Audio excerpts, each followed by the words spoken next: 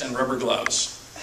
And so you get out things like wet wipes to manually move things out of the way in the plastic bag so that you can continue. But every cycle, you've got to go back and forth between manual manipulation and continuing, back and forth and back and forth and back and forth, till finally when you finish this process and finally get to clean things up and finally get to put the plastic bag down there and finally get out of the bathroom and spend like 45 minutes, and you come out to your other guys kind of pointing at you laughing like they have the knowing look of, you spent your first time in the toilet. And you go like, wow, you know, I had to invent all these things I was never described, and it seemed to me there's got to be a better way than what I just went through. And they're like, no, that's just the way you do it. And so that's what I'm saying, you know, there's got to be a better space toilet. And they've tried other inventions, like there was one of the first shuttle toilets had a big centrifuge in it, and a rotating container. And the theory was that as solids went into there, that the centrifugal force would hold them against the perimeter of this rotating drum. But what really happened is things flew in there in 0G, came close to the edge and got tumbled quickly and atomized into particulate matter, which came back up out of the toilet. And so there have been people who have tried to invent these toilets over and over again, but there's still never been a good space toilet. So, I wondered, is there any new space in Russia? And have you got any perspective on, you must have stayed in Russia for a bit, have you got any perspectives on the perception of the space program in Russia versus America, and what might be? Yeah, so new space, there's a lot of enthusiasm for new space in Russia. Like even Space Adventures was partnered for a while with something called C-21, Cosmopolis 21, to do a suborbital vehicle. They had a great plan for it, built a mock-up, but funding was very difficult. So funding over there is really their main holdback. I actually think that in many ways, their approach, their engineering approach to space, I think is still superior to ours, interestingly. Their technology is by no means superior to ours, but their engineering discipline and cost and safety motivations, I think, are often better than ours. On the specifics of, do you notice any different, what I call style to what your second part of your question was? Can you repeat it? Just like what the public perception is of space and people going into space. Yeah, well, here's an interesting one, for example, that I thought was quite interesting. So, people have often asked, well, why didn't you go fly on the shuttle? Why doesn't Space Adventures negotiate with NASA to take private citizens on the shuttle? And we asked, but the answer was no. But it's interesting to analyze why the answer was yes in Russia and why the answer is no in the United States. And it's more complicated than just because there's a bunch of people who like to say no at NASA, because that's not the case. Interestingly, if you go on the street to any person in Russia and you go, what do you, citizen of Russia, think about Americans paying money to ride on your national rocket? They'll go, we think it's great. And it's great because these people are willing to entrust their life on our technology, which means our technology is good, which a lot of people are often skeptical of our technology. It means that every dollar that person voluntarily pays means my tax money didn't have to pay for that rocket to go up. And so they look at it, to a person, they look at it as a moment of national pride that a wealthy foreigner is willing to fly on their rocket. On the other hand, if you ask somebody in the United States, what do you think about, pick your wealthy American getting a chance to go ride on the space shuttle, pick whatever price you want to pay. And the answer is pretty universally, that would be unfair. Because I've paid billions and billions in tax money to make that thing happen. Who is this Yahoo who's basically getting, no matter how many billions you charge that Yahoo, he's still getting largely a free ride on the years of taxes that me and my fathers have paid. And so it's not NASA saying no, it's the United States citizens saying no that is why it won't ever happen here in the United States. And so that's another reason why I think that, I actually think it's good for NASA's budget to privatize, but I know that it's essential for commercial companies like ours that the U.S. privatizes. Otherwise, because they can just as easily bury us as support us. And so it's clearly in our best interest that they privatize. What was the Helen Garriott spacecraft? Oh, yeah. So, good eye for that. My dad and mom, when my dad went up on Skylab, my dad and my mother played a prank on NASA Mission Control.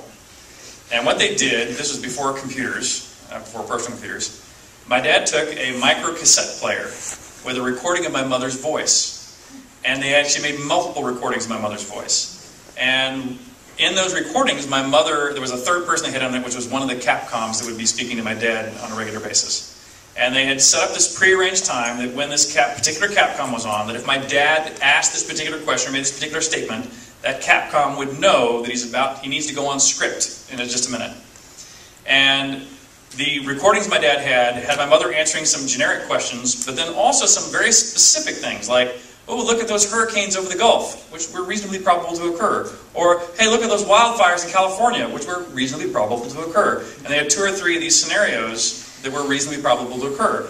And so when one of those scenarios occurred, my dad cued the Capcom, said, hey, there's somebody here who wants to talk to you, and started playing the tape of my mother. And before that, no one had told anybody at Mission Control, and so suddenly, since there's no video feed, of course, suddenly my mother's voice comes down, and it appears to be having this real-time conversation with this NASA, the Capcom. So not only were people like buzzing, like, what the hell, how's this happening, how's this happening?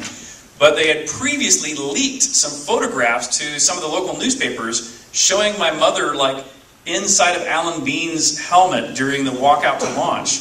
And so suddenly there was this back information that seemed to support the fact that my mother had actually smuggled on board the space station. And so I did something very similar. So I set up a thing with my dad where I took my mother's voice up, but this time on a PowerPoint I could just click on words and phrases. That was basically a reprisal, whatever the word is, to reprise this event that my mother and father had done, but we did it on the Russian Mission Control. So we played the same joke twice, basically. Yeah. So I'm really interested in the topic of education and outreach, and for your generation, the whole Apollo thing was very inspirational and led you to this grand vision. For my generation, I got inspired by TV like Star Trek, and I was a huge fan of the Wing Commander series. But I'm curious for this next generation of engineers, the engineers who are going to build our spaceship to Mars. Right now, I can't think of a lot of things. Like in terms of TV, you have Battlestar Galactica, which is kind of depressing. In the game industry, I can't think of any really cool space simulation games. That's not really space simulation. That's not launch simulation. Yeah, so I'm wondering, since you have both the space perspective and also the game and also the public outreach perspective, what do you think we'll have, or what do we need for the next generation? Yeah, so here's what I think the answer is, and I think it feathers into this privatization path. And the reason why I think that is, if you go to Caddo Mills outside of Dallas, which is where Armadillo flies, or go out to Mojave, where X-Corps and Bertan are flying, or if you can manage to get into the secretive Jeff Bezos launch facility, wherever the heck it is. When the barnstorming era of, well, let me even go through what I think it won't be. I don't think it's going to be because of some national space program. If we have a national NASA-built trip to Mars. It's going to take 30 years. And there's not going to be very many middle step glories along the way that everybody can kind of share in. You know what I mean? It's going to be few and far between and big. The nice thing about this barnstorming era that I think we're on the cusp of is it means that there's going to be 100, if we literally cut that loose, there will be, just like the barnstorming era of airplanes, there'll be more rockets than there probably ought to be that get built and attempted to be flown, and most will hopefully succeed, and a few will very likely fail.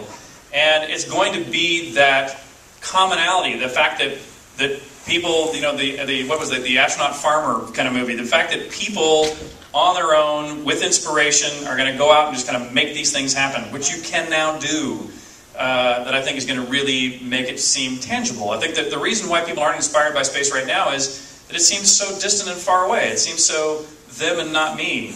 And it doesn't happen very often. It doesn't happen very personally. And so, I'm on one of the NASA advisory councils to specifically talk about education and public outreach.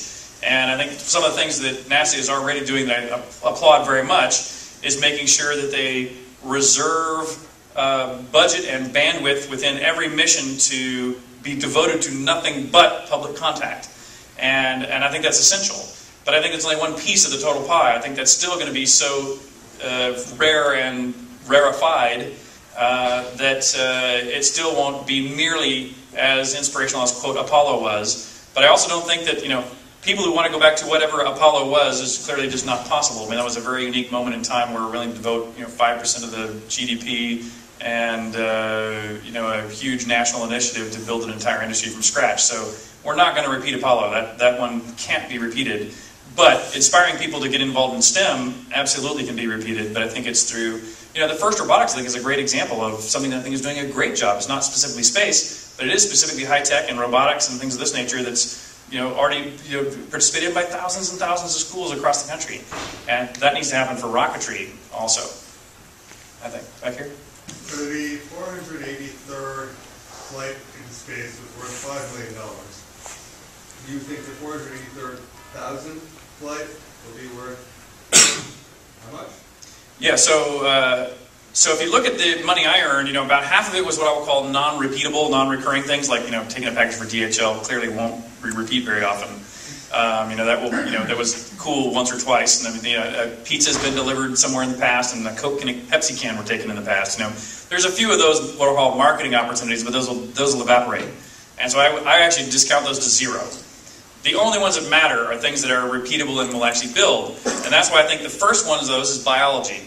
And previous to my own flight, I heard lots of ideas about doing what I'll call material processing, growing silicon wafers or things in space, which scientifically are valid, except that you have a huge amount of mass to get up and down when you're trying to do materials processing in space. So whether you're trying to make perfectly round ball bearings or growing supercrystals that you bring back as a crystal to literally utilize in a manufacturing process, I don't think our launch and landing technology is remotely close to make those cost effective. However, if you're doing biological research, what you're really getting is the data. And as it turns out, biology in space is profoundly and interestingly unique in ways that even I, as a non-biologist, have found a good number of things that I think represent not just good business, but stunningly useful business. Let me go back to protein crystallization for a minute and describe that one more level deep, which I think you might find interesting. For every biological function, there is generally a unique protein involved in that function. And so that means for every good function there's a unique protein, but also for every disease function there's a unique protein. And as you all probably know, a protein molecule is very large, very complex, often has multiple fold points in it. But it's that protein molecule's shape that kind of defines its function.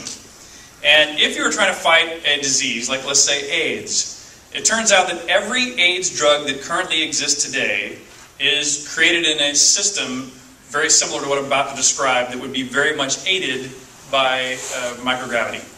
And what I mean by that is that a lot of drugs these days are made by creating something called a ligand, a complementary molecule that will bond with the protein that you're trying to stop that protein's function.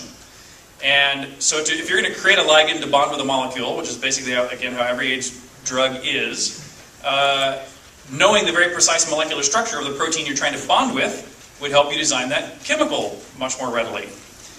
But as it turns out, to find the exact structure, not the chemical formula which you can determine through chemistry, but to determine its physical structure is very difficult. And one of the best ways to do that is to grow a crystal of the protein, so you get them all lined up very regularly, and then you can use X-ray diffraction to get a scatter pattern off the crystal, and whether you use a supercomputer to work back and determine the molecular structure. But if you grow those protein crystals here on Earth, the phase change in going from liquid to solid during the crystallization process gives off or uses a little bit of heat, which creates a tiny little convection current, which is enough to disturb the growth of the crystal because of how complicated these molecules are and how slow the crystals grow. And so crystals that you grow on Earth are very small, very imperfect, and while you can see generally the position of carbons and oxygens in the big atoms, you can't generally or often see the position of hydrogen atoms, which is where all the bonding takes place, and so it is importantly just below an important threshold of visibility. On the other hand, if you grow those exact same crystals in space, where there's no convection currents, you get larger, more pure crystals. You can also crystallize a lot of things that won't crystallize on the ground, we've crystallized in space. And so that means that we can take a drug development, which takes about 10 years, and a middle 2 or 3 years of that 10 years is associated with the phase where knowing that structure would be very useful. And right now on Earth, they go through about a 3-year